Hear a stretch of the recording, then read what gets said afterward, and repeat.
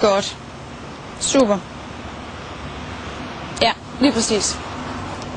Men du må jo hele tiden supplere mig, hvis det er. Ja, okay. Ikke også? Der er 2 ting, man kan sige om den i København. Det er, for det første har det været ringet utrolig meget ind. Der er nok over 30 nu. Det er ringet hele tiden. Ja. Og henvendelserne kendes sig ved, altså hyppigheden gør, at de faktisk kun har sikret navn på dem, der ringer, så de ringer løbet af aftenen og natten til dem, for at få det udbygget. Men det, der er kommet konkret i bilen, det er eneste 2 ting, der kan siges. Det skal du bare vide. Ja. Resten ved de ikke noget om endnu, for han sagde, I har ikke overblik over, hvad folk har snakket om. I har bare sikret navn, telefonnummer og lagt røret på. Ja. Navn, telefonnummer og røret på. Men det er vigtigt, at vi får sagt det med den der Alfa Romeo, ikke? At vi får fortalt historien om, at der er en kvinde, der ringer ind, og at politiet selvfølgelig i morgen vil efterprøve, om det også er rigtigt. Jo, men det skal bare ikke sige, derfor selvfølgelig, at kvinden så allerede mistænkeliggjort telefonen. Ej, du bliver nødt til at sige... Ja, jamen, du kan bare ikke sige, at den skal efterprøves i morgen. Så stærkt siger man ikke, når folk ringer og siger, hvad det er.